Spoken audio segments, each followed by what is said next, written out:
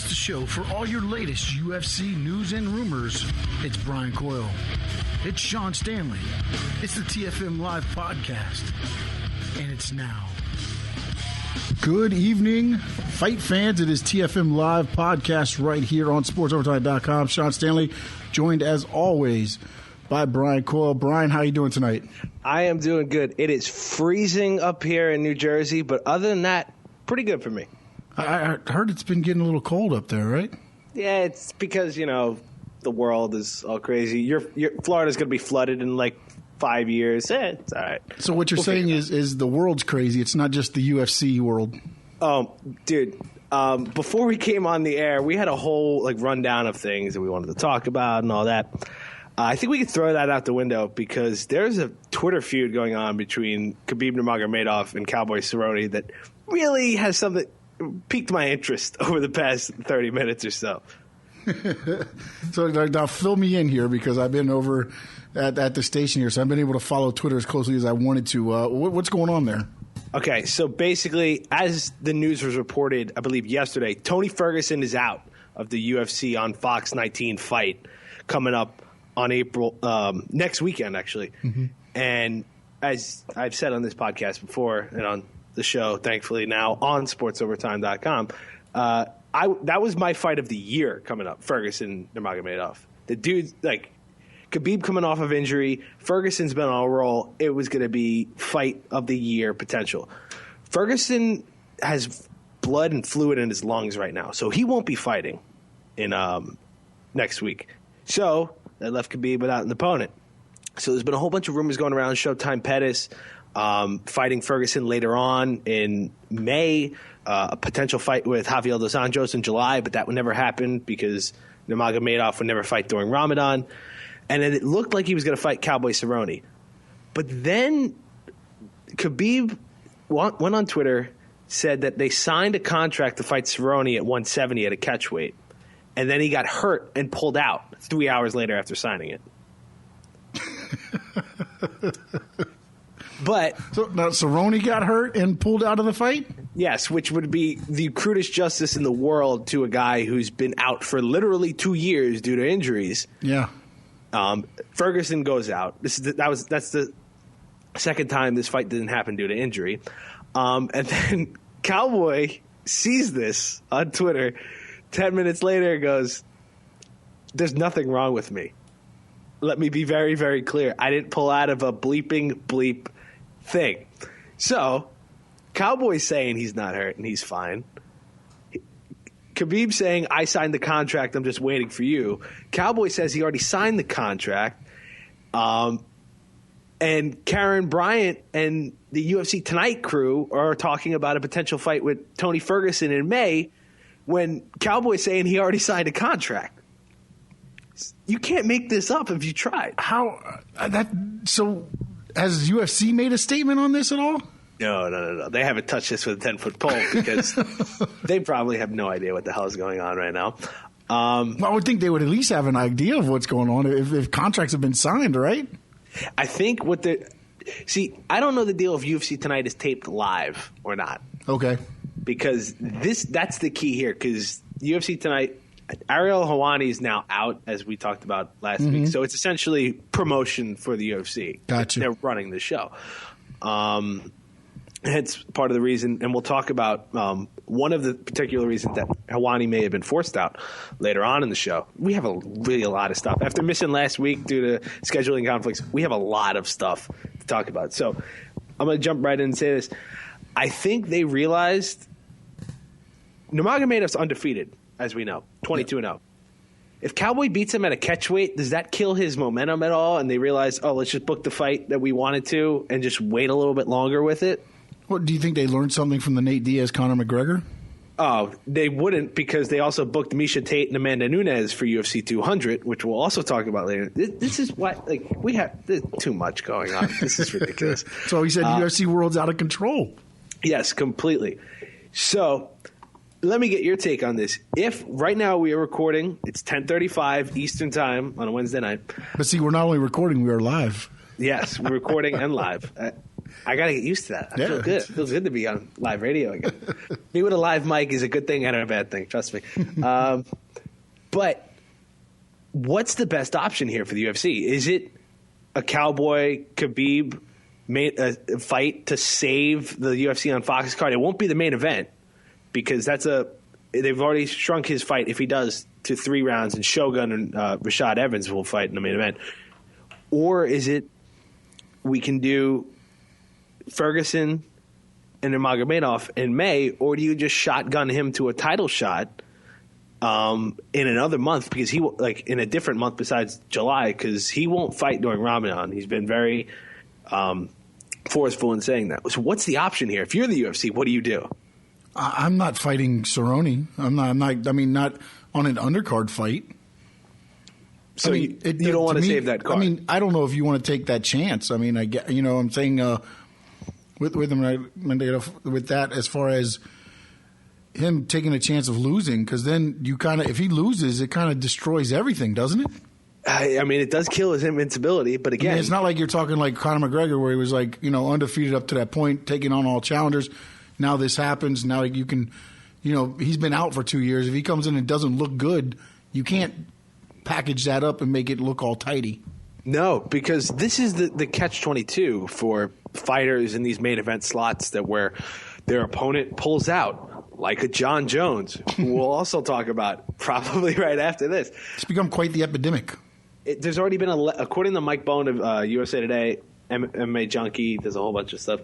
He said there's been 11 main or co-main event changes so far in 2016 due to injury, which is insane. That's crazy. It's absolutely insane.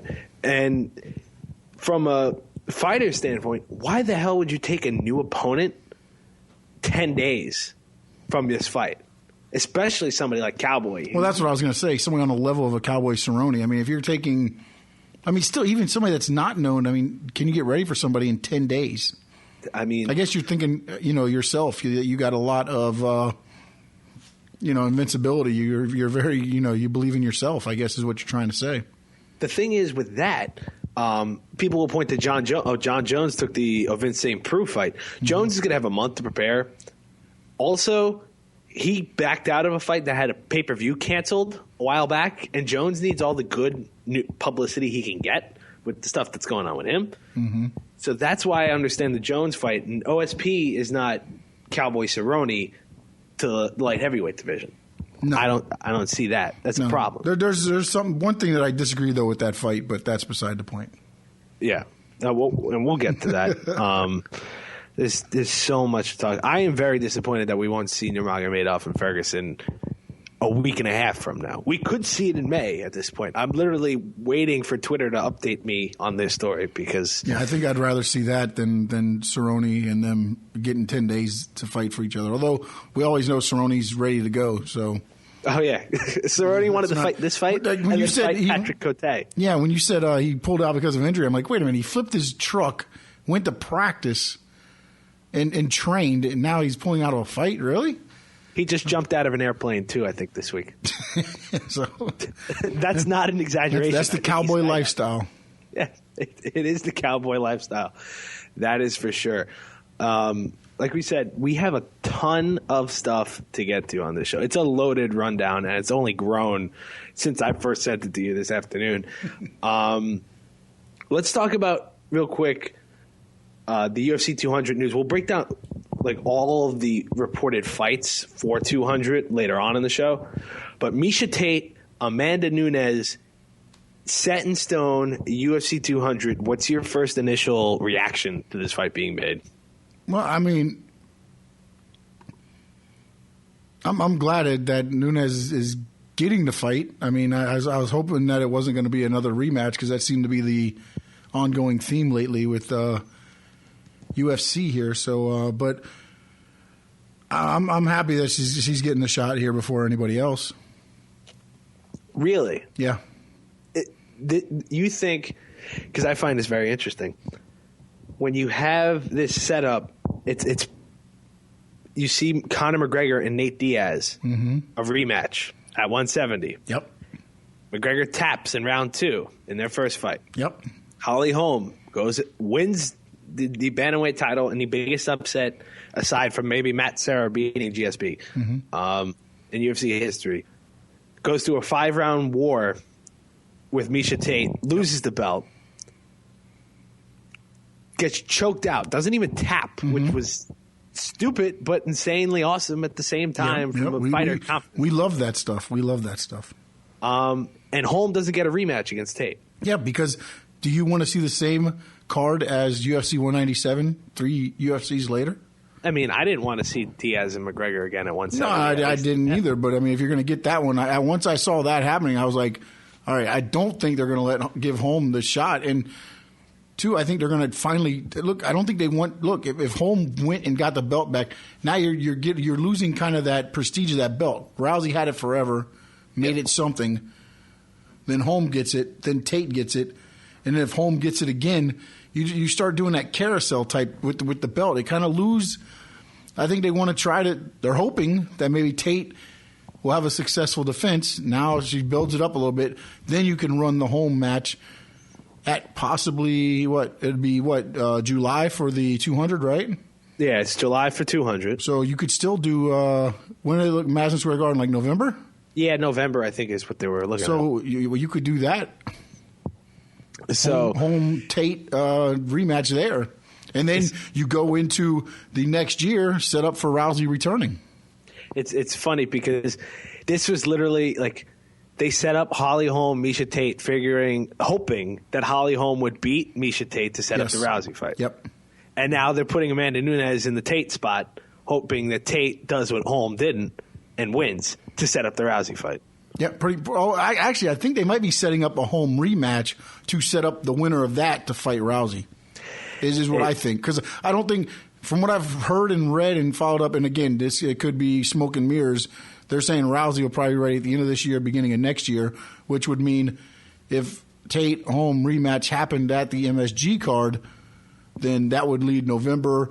By the beginning of next year, you'd have Rousey ready to go to fight the winner of that. It's interesting, especially Kat Zingano's coming back into the fold. Yeah. Bantamweight's getting really interesting on the women's side. I think it's interesting because Rousey's not seen as the indestructible force anymore. No, everyone's coming out of the woodwork like all of a sudden, she's not unbeatable. Just like how everyone took shots at Conor McGregor after his loss. Yeah. Do you think Nunes deserves a title shot? See, that I don't know if she deserves it, but when you look at everything that's been going on, who else? I mean, I guess you throw Kat in there. Who do you put in that position kind of as a filler that she's number 4? Yeah. I mean, you can't throw, number 10 in there and make it kind of like, okay, this is what you really are. So it's a fight that's, I won't say it's winnable for Nunes. So at least you have that kind of, so it sells itself too a little bit. Although with the 200 card, you really probably don't need to sell anything. But no, that's beside the point. But but at least it's a fight that you may be like, okay, I want to watch this because there's some intrigue. Oh yeah, it's a brand new matchup that we've never gotten before. Yeah. It's a fun fight. I mean, I don't have a problem with it. It's just I don't know where Holly Holm goes. I don't know if they're setting up a possible cyborg fight with Holly Holm because it's been reported that Holm turned down Cyborg in Brazil, which I don't have a problem with at all. Nope.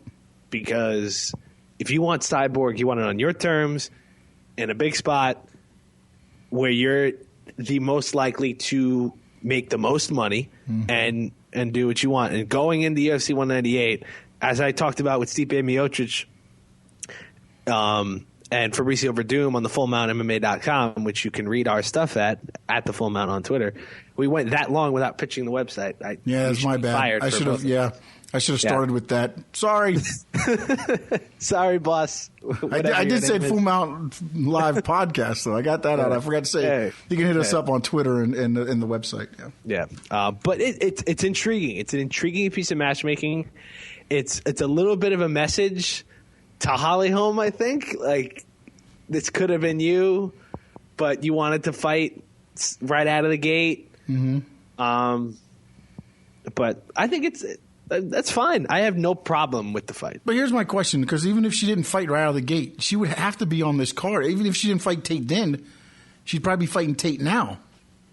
But I think it would have been a bigger fight at 200 just because of the pomp and circumstance. Oh, you know what? Let me run that back. I think it is. It doesn't matter where it was. At 200, it could probably got lost in the card because we don't know we don't know the co-main event of 200 yet. Yeah. But I mean, when you look at those fights, that rundown, I mean, I don't know. You got picks everywhere right there. I mean, it had such a big platform at 196. Yeah. So, well, I would think that. I mean, we'll get into it a little bit but I think I can see which one would probably be the co-main event. I don't think the co-main event has been named. Oh. But we'll talk about that and more as we move along on the show. A couple things I want to tease as we head to break here. We got to talk about Daniel Cormier and Jon Jones because that news broke over the weekend, and it was a rip. Like these injury news, Sean, they break my heart because we're so close to these awesome fights, and then all of a sudden something happens, and now Ovince Saint Preux is filling in, getting the Jon Jones fight for UFC 197. And we'll talk about the fact that fight is for an interim title belt because we have some thoughts that we have to get off our chest for talking about interim titles in the UFC. Yes. We'll talk about UFC 200, as we mentioned before. Free agency, Bleacher Report put up an extensive article on mixed martial arts free agency that was very interesting. I want to get to that. And then we have to talk about Dada 5000 is back in the news again. And it's not the funny, laughing, haha kind of news that we talked about with that fight against Kimbo Slice. It's pretty damning accusations against Bellator and the Texas Athletic Commission. So we'll talk about that and more when we come back on TFM Live, the official podcast of the FullMountMMA.com.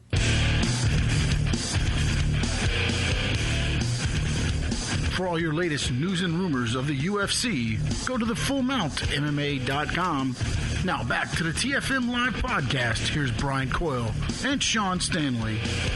All right, Sean Stanley, Brian Coyle back with you here. It is the TFM Live podcast brought to you by the FullMountMMA.com. Follow us on Twitter at the Full Mount. And Brian, we kind of got off a little bit off topic, or not off topic, but off our little breakdown sheet we had here.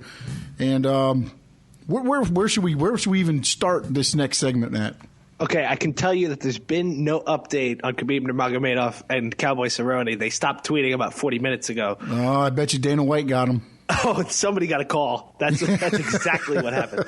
But let's start like we were supposed to start the show with the biggest news from this weekend. Yeah. UFC 197, the main event has changed. Daniel Cormier is out of UFC 197 due to an injury to his leg. It specifically was an interserosus membrane rupture, from the fibula. So it's a torn, ruptured ligament in his leg.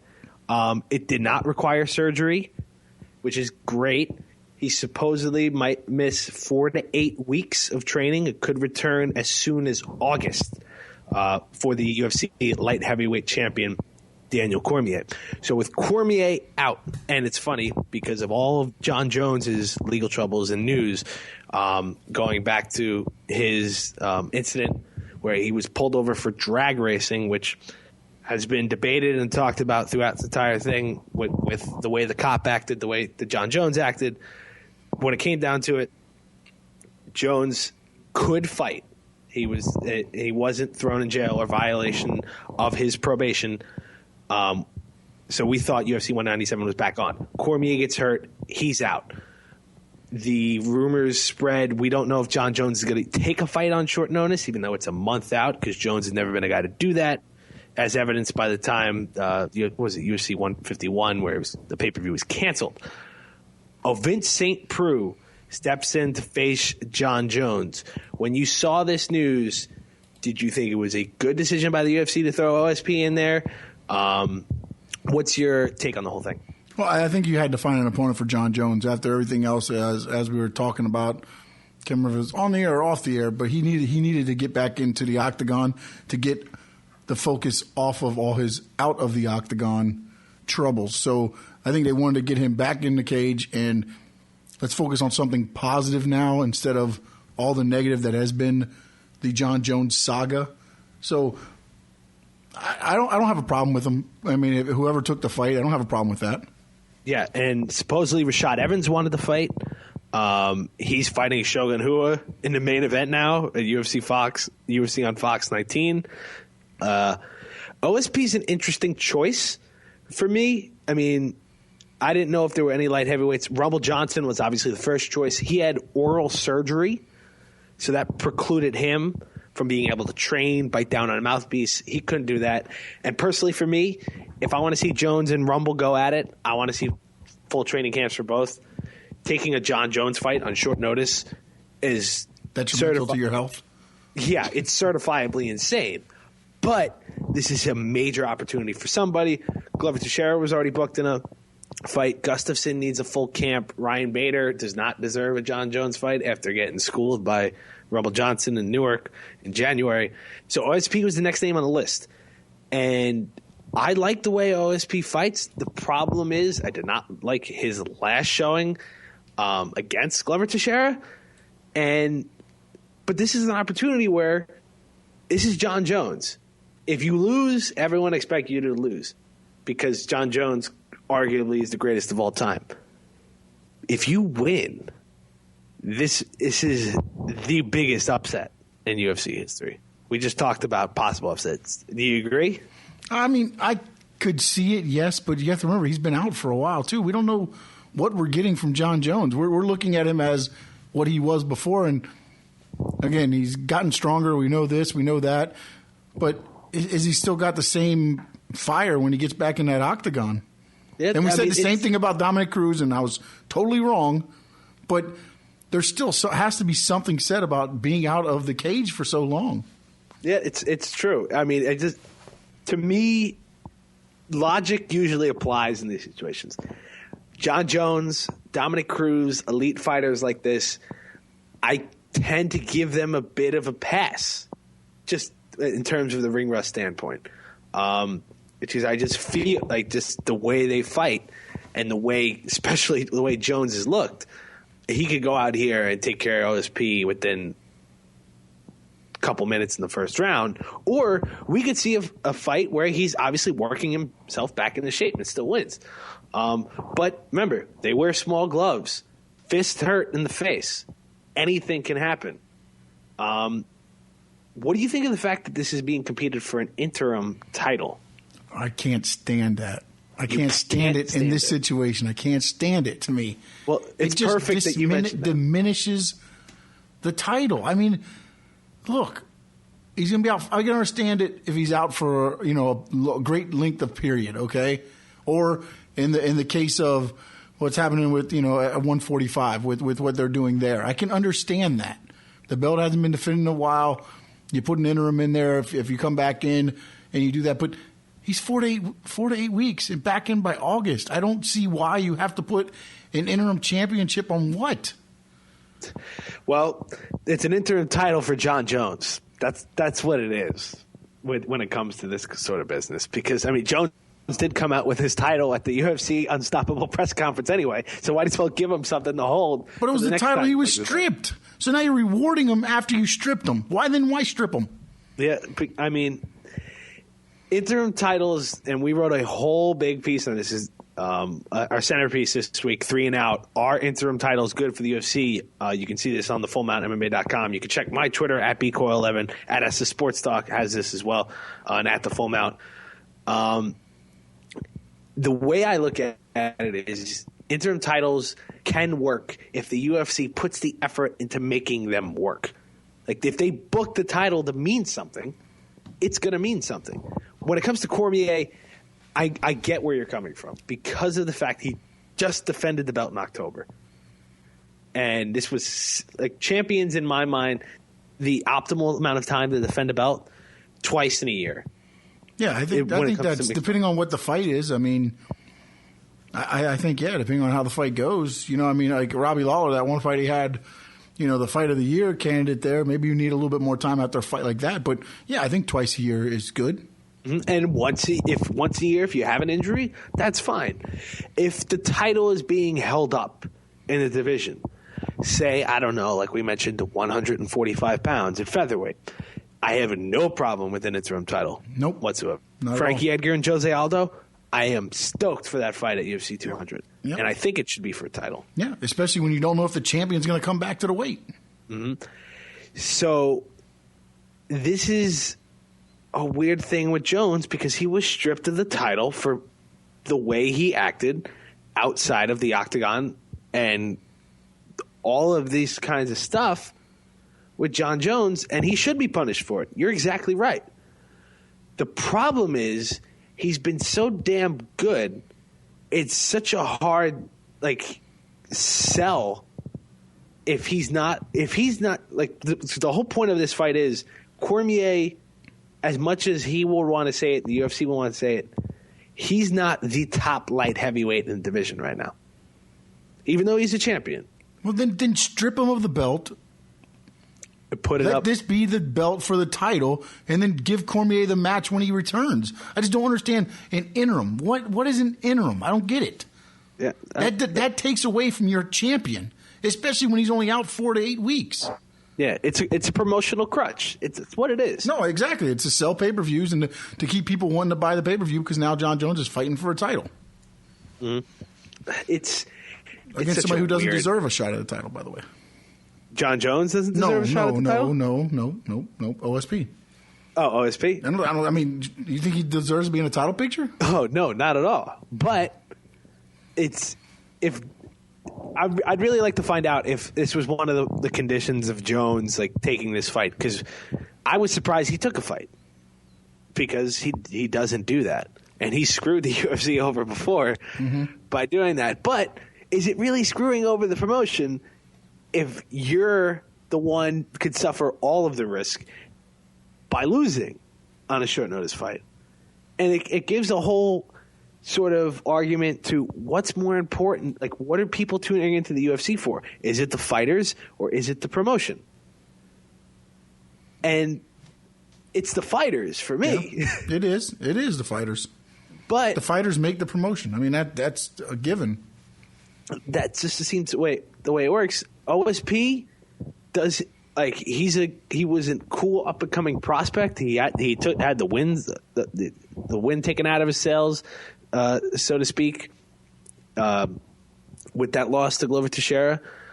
But I just it's such a weird concept because only one guy in this fight would potentially deserve the interim belt.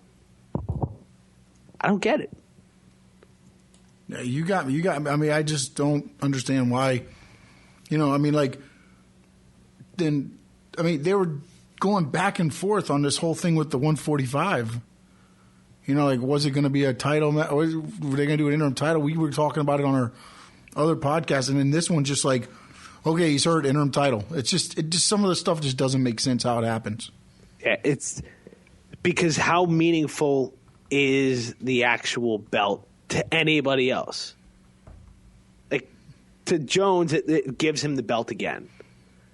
Yeah, but then just strip Cormier of the belt then and give him the title, and Cormier gets shot when he comes back. I mean, I just think to say, okay, he's in there now. You're going to have the press conference, and they're both going to have belts, and then you're going to have the war of words that we've already seen.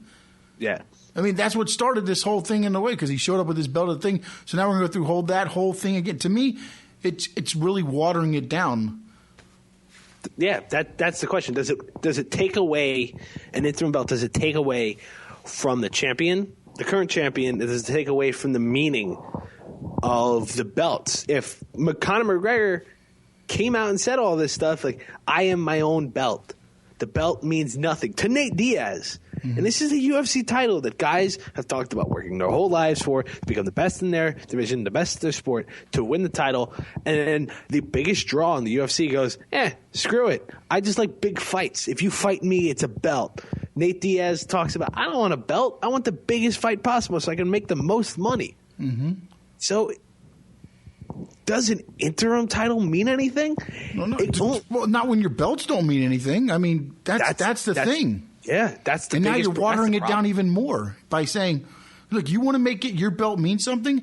Then say, look, Cormier, you got hurt. You're stripped of the belt. This is for the, for the heavyweight title. And then go from there. I mean, just quit this interim stuff. You already got fighters saying they don't care about belts. So that's what your product is saying. And now you're watering it down even more by saying, let's just throw an interim title on everything. Yeah. All right. A little heated. I like it. I want to continue this conversation. I want to take a break, but I kind of want to transition into something that I saw. I mentioned earlier in the show.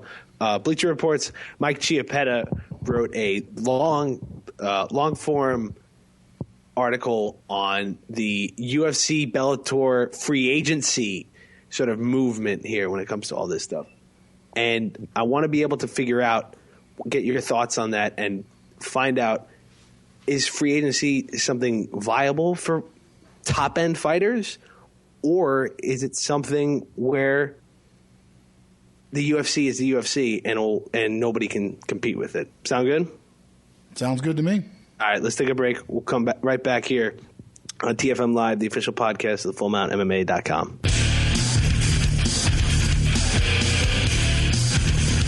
For all your latest news and rumors of the UFC, go to thefullmountmma.com. Now back to the TFM Live podcast. Here's Brian Coyle and Sean Stanley. Sean Stanley, Brian Coyle back with you. Don't forget, check us out, our articles at thefullmountmma.com. Follow us on Twitter at thefullmount. Now, Brian, before we left, you kind of teased something. Yes, a little bit about free agency. Yes.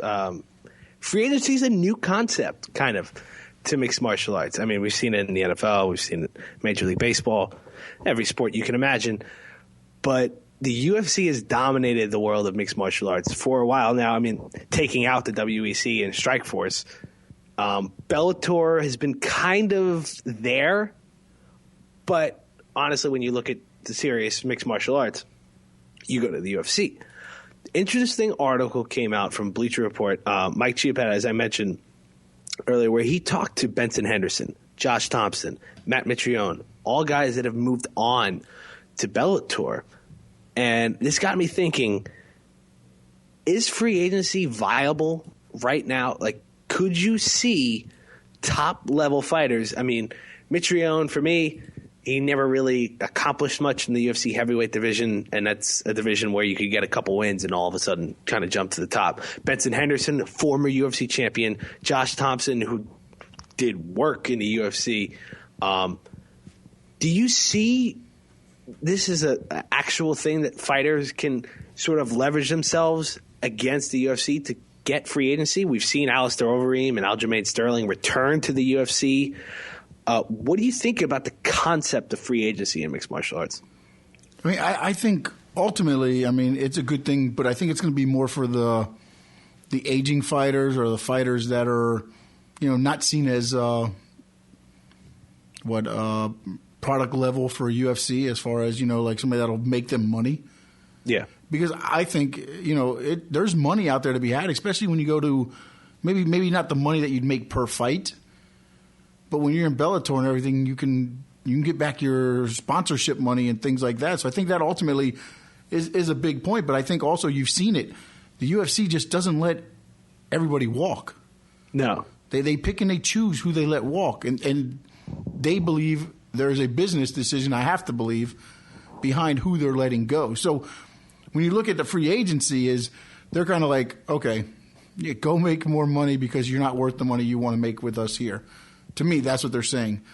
So, I mean, because ultimately you looked at what they get, Overeem, all these guys, Sterling, things like that. They've kept those fighters. The ones they saw something in or they believe they see something in, they kept them. Yeah. So, continue. No, go ahead. Sorry. I was going to say, Mitrione also kind of said something that caught my eye, and I wanted to get your take on it as well. He compared the MMA business, saying it's very similar to the NFL business. There's no promise of loyalty. If you're expecting the business aspect of things, you're going to get your feelings hurt. I guess I'm the same way. I'm hurt because I displayed loyalty and none was giving back. He talked about a conversation that he had with Lorenzo Fertitta where apparently, this is according to Mitrione, Fertitta alluded to the fact that the UFC will be the UFC. People tune in for the show. People do not turn in for the fighters. I have a hard time believing that to be the actual words because the UFC is built on the best fighters. But he does make an interesting point because the Reebok deal happened out of nowhere. It killed a lot of fighters' money. They are independent contractors. Like, there's a lot of money being spent by the UFC, not on their fighters' welfare as much as they could.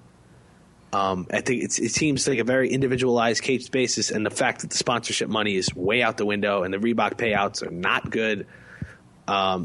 It's an interesting thing to talk about, especially when you have a fighter like Rory McDonald, who only made $59,000 for his fight of the year against Robbie Lawler, who's got one more fight coming up against Wonderboy Thompson. And that's the end of his contract, and Rory is a star in waiting. The UFC is going to have to do all it can to make sure he stays, because some of these fighters are getting very disenchanted with the way contracts are set up. I mean, I think they're getting disenchanted, but at the same time, do you leave to where you're fighting the very best to just go down and collect the check? That's the thing. I mean, so then you're fighting against great. You're the Bellator champion, and there are good fighters in Bellator. So please, I'm not trying to say like everybody is bad there, because there are some great fighters there. But you're looking at the best of the best at the UFC and the level there. So and some you said, whereas like I think Fertitta, if he did say that, maybe the words were misconstrued as he said it, but don't they show that it's more about the production or whatever than the fighters by just plugging and playing with 11 main events and co-main events, if that's the number, and they're still doing great business? That kind of shows you that they can plug and play with these fighters, and people are still going to tune in. And that Bleacher Report article also stated Benson Henderson is told Bleacher Report that at least 15 current UFC fighters have contacted him about dealing with Bellator, including a couple of UFC champions. Phil Davis says he gets questions all the time, former light heavyweight. They asked me, there's nothing crazy on that side of the fence. They just want to make sure it's straightforward business. Yeah. And obviously, where the information is coming from, you have to take it that it's biased information. Well, I think you got to, if you're a fighter, you got to do your due diligence and see what's best for you, because, again, the UFC has pretty much told you, hey, look, they don't really care about your money because they did the Reebok deal without even thinking about what it's going to cost the fighters. I mean, you see that that they're really not for the fighter. I mean, I won't say not for the fighter, but with all the things that go on, they're business. They're not worried about, hey, look, you're great for these 2 fights, but if you start losing 2 or 3 in a row, you're gone. I mean, you can compare it to what's going on in the NFL with Colin Kaepernick, because Kaepernick is guaranteed $11.5 million this year. But the Broncos want to trade for him and take $4 million away of the guaranteed money. Like, say, like, oh, just give up that money and we'll trade for you. Why in the world would you give up that money? You don't give away money that's in your pocket. Yeah. You're not just giving it away because. But UFC kind of took that money out of their pocket. Exactly. So we have to. This is something to monitor, because as Bellator grows, as World Series of Fighting grows, I mean, Ben Askren, one of the top welterweights in the world, fights at 1 over in Asia. So there's the UFC's power is basically not been trampled with, and it's getting bigger and bigger, and they're doing a great job with these main events. Well, they make sure that they're signing the ones they know can do, the ones that could be maybe sway a little bit of that power over to Bellator. If they sign like one of their, if Overeem and Sterling both would have left and showed up at Bellator, say, now all of a sudden, you start losing a little bit of that luster, because now you're starting to lose names and stars in the making, or big names and things like that are right there in your, Overeem's, knocking on the door for a title shot, and now you lose him I think they were more worried about the business side. Okay, now we start losing these guys, everybody's going to start going, okay, wait a minute, something's not right. Yeah, it's a crazy thing to think about, like UFC champions leaving the promotion, and I think that may be a bit misconstrued and overstated. But if you get a guy like Sterling, who said on air on the MMA Hour with Ariel Helwani that UFC gave him the best option, and he's like the perfect little example. He's undefeated. He's a strong media presence. He's going to be on Fight Pass again against Brian Caraway in May, which I find very interesting because the combined rankings of those guys are better than the combined rankings of Cody Garbrandt and Thomas Almeida, who headline that card currently in May, in the Memorial Day card. So I guess it's all about what you can get. Get your money and then figure it out later. You have to take it on an individual basis. Yeah, because UFC's not going to worry about you. Yeah, that's just the way it goes. Before we go to break, I wanted to mention this story because we're talking about Bellator. Dada 5000 said he suffered 2 heart attacks during the Bellator 149 bout against Kimbo Slice. He's since deleted his Instagram post saying, yes, I did have kidney failure during the fight. I also had 2 heart attacks, which I did code, a.k.a. die, during the fight. That's crazy, number one. But that's if he was in this kind of condition following the fight, I want to know what kind of condition he was during the fight. I want to know how Bellator and the Texas Athletic Commission missed the fact that this guy is clearly not in shape or ready to fight. It's open. You can look at him and see that. You can look at him and see that. He said he cut 40 pounds to make the heavyweight limit. But according to the Texas Department of Licensing and Regulation, he passed all his medical exams and met the necessary. What they do? They probably said, like, stand on one leg, touch your head, okay, you're clear. Yeah. I mean, this is. I believe him, number one. I mean, I don't. Maybe he kind of stretched a little bit. I don't know if he had 2 heart attacks, but I guarantee you, there was a lot going on in that fight. I mean, regardless, I mean, neither one of them by the end was throwing anything. I mean, it was almost where I think if McCarthy just shoved one of them, they probably would have both went down. Yeah, it tipped over. Yeah, like. It is absolutely ridiculous, but this is like the thing that you have to be careful with when we talk about these other promotions. With Bellator, and you get Kimbo Slice, who tested positive for steroids. Ken Shamrock also tested positive for steroids. Guy almost dies. A guy almost dies during a fight because he's so out of shape and not even, like, you can't be taken seriously. Well, and then that goes back to my other thing with the free agency. Now, when other fighters are looking at that, do you want to go to that promotion and be a part of that? If the check has an extra 0 on it, maybe. But I don't know. That's the argument. I don't know if I want to go to the promotion that, like somebody died in because they really shouldn't have been in the cage to begin with. Well, that's a whole other thing when it comes to on-site medical staff. But apparently they did a fantastic job because everything I've read about Dada after this fight has been really bad. Severe dehydration, fatigue, renal failure, kidney failure. Like, that's absolutely just incredible. I mean, if this all happened, this is a guy who's lucky to be alive. Yeah. I don't even know what to say about it. I mean, here's my thing on this, okay? Yeah. I almost feel like all this is done because his name was almost out of the stories. Really? Now all of a sudden, now this comes out again. Now he's back in there again. I feel like it's like, oh wait, my name's starting to slip away here. Let me get 15 more minutes real quick.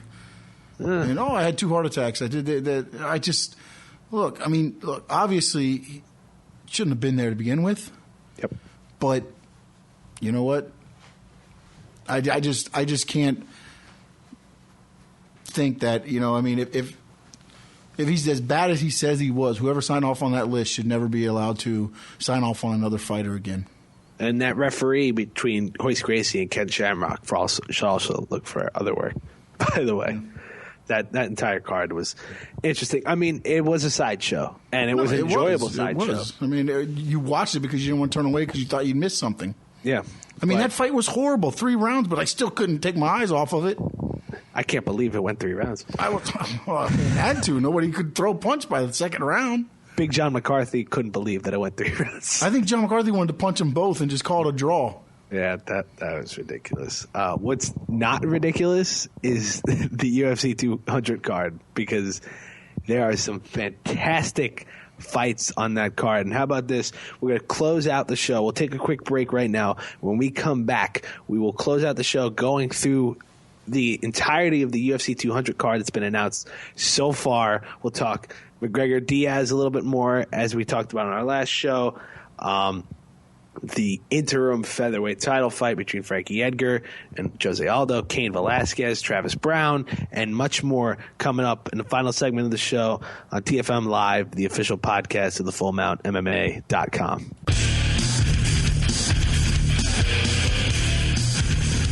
For all your latest news and rumors of the UFC, go to the FullMountMMA.com.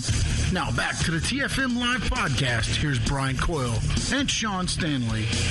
All right, Sean Stanley, bringing it back in here. It is the TFM Live podcast powered by the FullMountMMA.com. Follow us on Twitter at the Full Mount. And Brian, the UFC 200 card is taking shape. Looking pretty good right now. I'm loving it.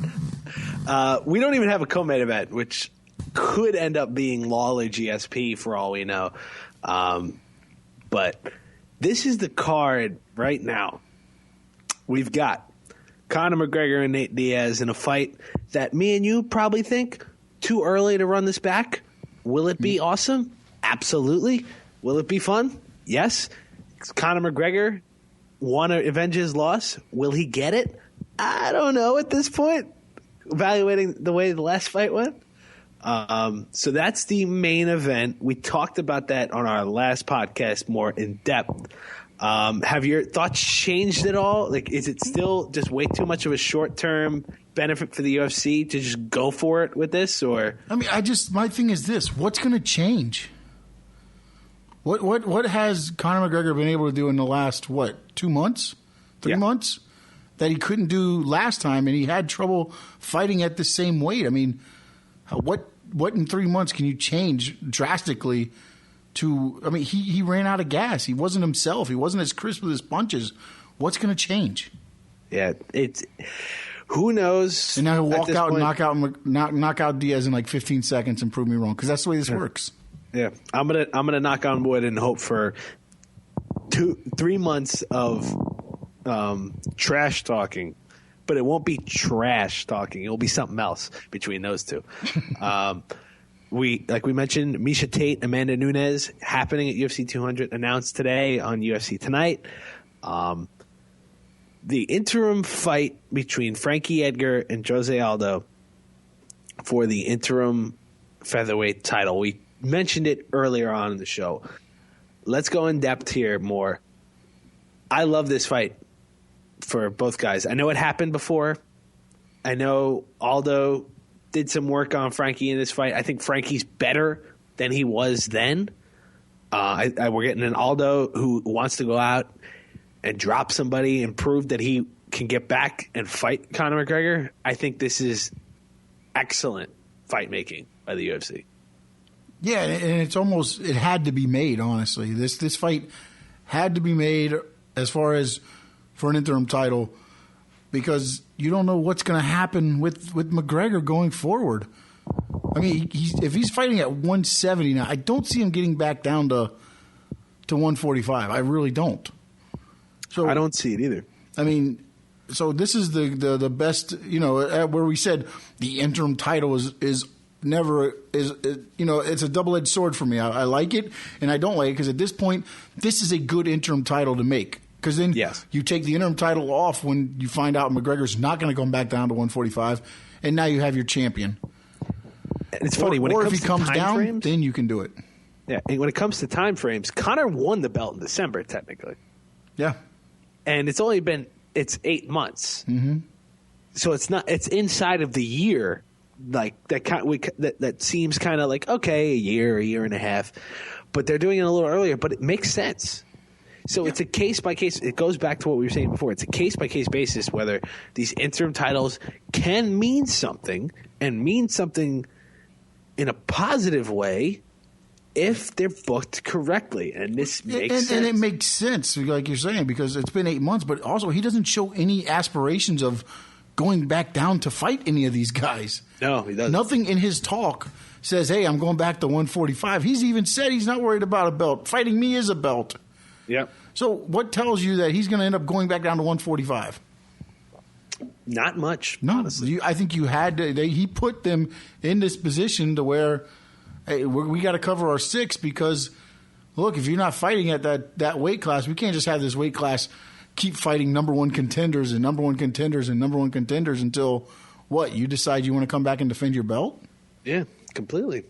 I'm totally on same page with you here. All right, let's move into more of the undercard. Those 3 fights that we just talked about will be on the main card in some capacity. Diaz-McGregor is the main event. That's all we know so far. Cain Velasquez, Travis Brown, a battle between heavyweights. Velasquez, of course, getting hurt, pulling out of the rematch against Fabricio Verdum that I don't know if he technically earned or not in the first place, despite being champion previously. I think Verdum Miocic is a much more fun fight, and that UFC 198 card is stacked beyond belief right now. Yeah. Travis Brown did not look good against Matt Mitrione. Nope. I like this matchmaking here. Isn't that Mr. Rousey?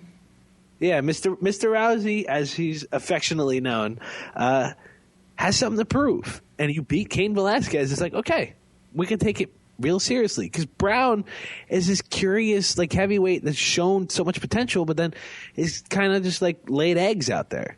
Yeah, but doesn't that kind of go back to what we talked about with training camps? Yeah.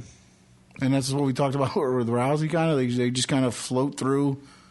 You know, it just seems like they're just kind of going through the motions.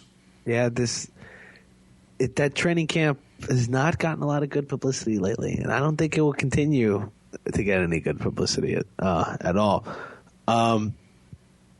Next fight up, welterweight, Johnny Hendricks, who has fallen far since not making weight against Woodley, losing the Wonder Boy Thompson in a clinic by Stephen Thompson. Gets Kelvin Gastelum in a fun welterweight fight. I like this too. No, I looking at the card, I don't see a fight that I don't like, honestly.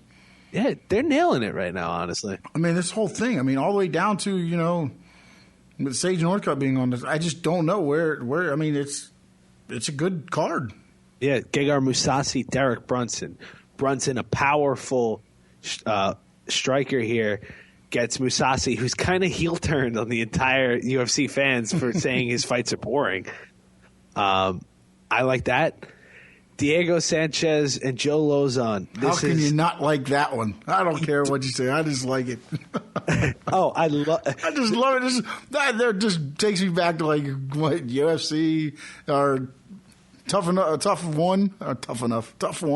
Yeah. This is awesome. It takes me back to I mentioned on the Sanchez Guida, one of my favorite fights of all time. Now, I would categorize this as a first blood match at this point. Yeah. With Sanchez. Well, we can't do a first blood match because then the first sight of blood, the fight would be over. It might be 30 seconds into this fight. It's the 30 seconds into the gaping wound match. This is what this is. Yeah, because they're going to stand in front of each other. Well, I would think that they're going to stand in front of each other, but knowing since we've said this now, it's going to be like all on the mat and all on the, that's what'll happen. That's going to be fun. Jim Miller, Takanori Gomi. That kind of came out of nowhere, but sure, I'll sign up for that one. And as you mentioned, Sage Northcutt is on the card against Enrique Marin, a tough Latin America finalist. Let's hope he looks better than last time. Yes, Sage has been training full time, I think, at more than he did. I can't say full time, but more than he did for his last fight at TriStar for Asahabi and GSP, because I see a whole bunch of him and GSP rolling around Instagram videos. So that is your UFC 200 card right now. Not done yet. GSP, Robbie Lawler's the guy with no dance partner now. Yeah, but I don't know. I mean, look, I love GSP, and I'd love to see him back in. Do you throw him in the title picture? He never lost it. I understand that, but he hasn't fought in forever. It's the argument is it's GSP. GSP's only 34 years old. So what you're telling me is Lawler is an interim champion? No, I'm not saying that. So then GSP's the interim champion? No, GSP so we vacated fighting for a belt? the title. We're going to unify the titles? No, there's no unified titles here. George St. Pierre vacated that title after he came very close to losing it in his last fight. And now he could be back in the swing of things and want to fight again. And if you want to make a big fight, Lawler GSP is the way to do it. If you want to do GSP Nick Diaz, well, you can't because of his suspension. But if you eventually want to do that, you can do that too. I think that's where it's going because unless they're going to run back Lawler Condit, which I sign up for immediately because I'm a Condit apologist at this point. Yeah, you are. I completely. I'll admit it. We're analysts. We're not journalists. Actually, we're a little bit of both. A little bit of both. But hey, either way, you can have your opinions. Yeah, exactly. But 200 is going to be a stacked card already. So there's more to come, supposedly. So I can't wait for that. Immediately, we have a UFC card this week. Ben Rothwell, Junior Dos Santos headline a card in Zagreb, Croatia. 2:00 Eastern Standard Time on Sunday. So different time for anybody who wants to watch the fight. It's like watching football on a Sunday, but you get two heavyweight dudes slugging it out. Derek Lewis and Gabriel Gonzaga are also on that card. What are your thoughts on Rothwell and Dos Santos?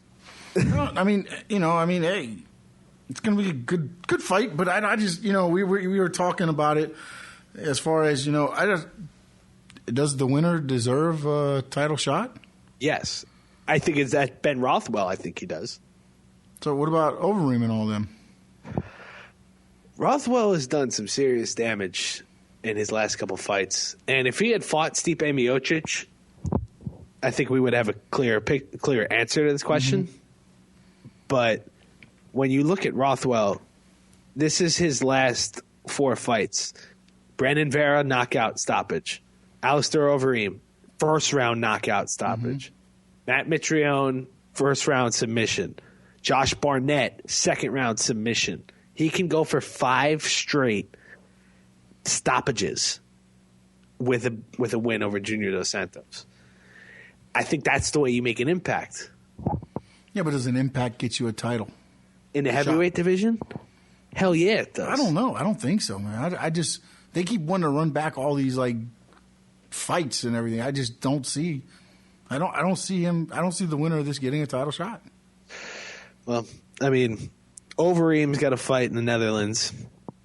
So I think the winner of this will be the number 1 contenders match against Overeem or Arlovsky, whoever wins that one again. How about this? The winner of this fight, and if Overeem beats Arlovsky, those two are number 1 contenders match for the heavyweight belt. Yeah, if Arlovsky wins, it's just the winner of this fight gets the match. Hey, see? This is the matchmaking. Get another shot at this again. This is why I love not having Joe Silva and Sean Shelby's job. You know what? Let's do this. Let's build an interim heavyweight title out there. Fabricio Verdum's not hurt though. Hey, it doesn't matter. We're just going to make up interim belts, and then that way we can have a big unification match at UFC 202. Interim belts are like reservations in Seinfeld. Anybody could just take a reservation, but you actually have to hold it. There it is. I think of no better way to end our first inaugural show live on sportsovertime.com, which I want to thank you for putting this all together because you're the brains behind this operation. That's a very loose term you're using there. I just got a new microphone and I talk into it. That's all I do.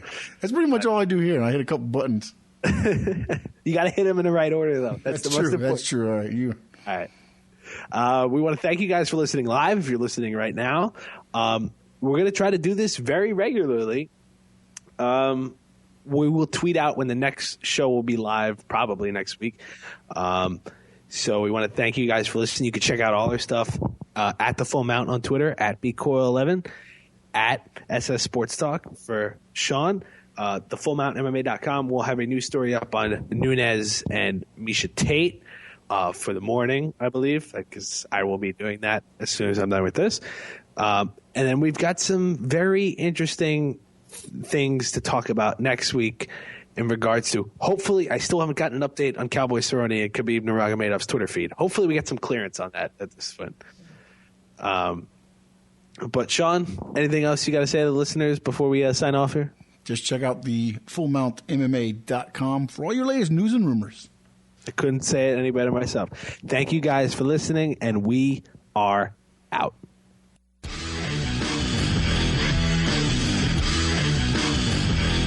TFM Live Podcast is brought to you by TheFullMountMMA.com. Check us out on Twitter at The Full Mount.